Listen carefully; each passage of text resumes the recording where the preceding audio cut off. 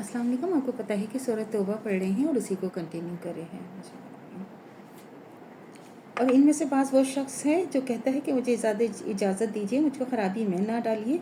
खूब जान लो कि मुनाफिक फितने में तो पड़ ही चुके हैं, बिलाशुबा दोज़ख इनका काफरों को घेर लेगी। 49। अगर आपको कोई अच्छी हालत पेश आती है तो उनको बुरा लगता है, अगर आपको कोई तकलीफ़ होती है तो कहने लगते हैं कि हमने पहले ही अपना काम कर लिया था, और खुश होते हुए चले जाते हैं। 50।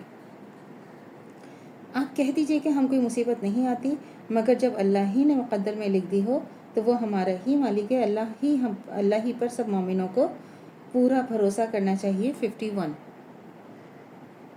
आप कह दीजिए कि तुम तो हमारे हक़ में दो नेकियों में से एक नेकी का इंतज़ार करते हो और हम तुम्हारे हक़ में इसका इंतज़ार कर रहे हैं कि अल्लाह या तो अपने पास से तुम पर कोई अज़ाब नाजिल फरमा दे या हमारे हाथों से ही अज़ाब दिलवा दे, तो तुम भी इंतज़ार करो और हम भी तुम्हारे साथ इंतज़ार कर रहे हैं। 54।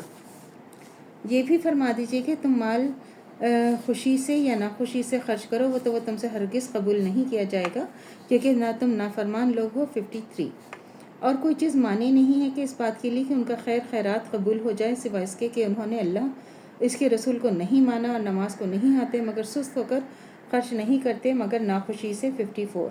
और इनके माल और औलाद आपको तज्जुब में ना डालें। अल्लाह चाहता है कि इन चीज़ों की वजह से दुनिया की ज़िंदगी में उनको आज़ाद दें, उनकी जाने हालत कुफ्र ही में निकलें। देखें, वही बात है ना कि अल्लाह ताला हिदायत मांगने से मिलती है। अगर आप हिदायत नहीं चाहते या आप समझते हैं कि ऊपर से हमने कर लिया, और अल्लाह तो हर चीज़ का मालिक है, अल्लाह तो हर चीज़ जानते हैं, अल्लाह आपके दिलों के हाल भी जानते हैं, अल्लाह मुनाफिकों को भी जानते हैं, तो फिर अल्लाह ताला के यहाँ उसकी माफ़ी नहीं है।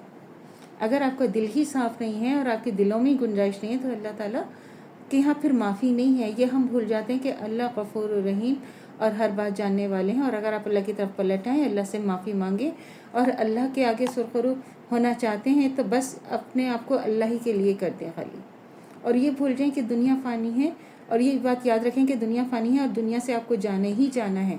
और ये तो इस तरह है जैसे आपकी सराय है, दुनिया जो है कुछ दिन की आपके लिए सराय है, ये हमें हमेशा याद रखना चाहिए।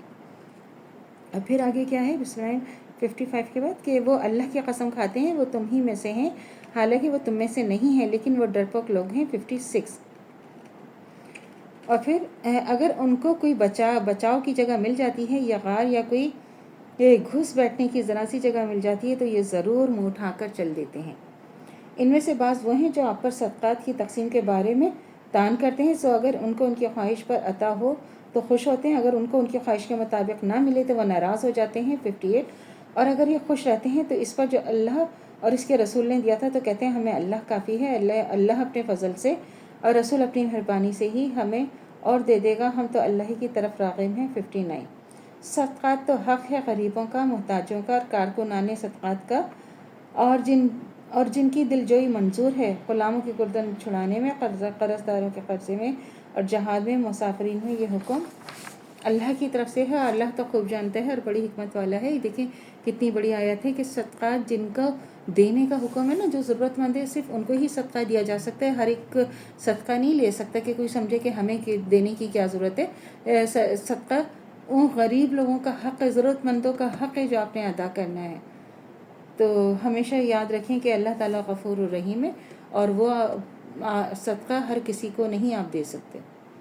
अल्लाह से दुआ करनी चाहिए जो हमारे ईमान है मरते दम तक कायम व दायम रहे, ख़ात्मा बिल खैर ईमान पर हो। इजाज़त दीजिए, अल्लाह हाफ़िज़। मेरे चैनल को लाइक कीजिए, शेयर कीजिए, सब्सक्राइब कीजिए। शुक्रिया।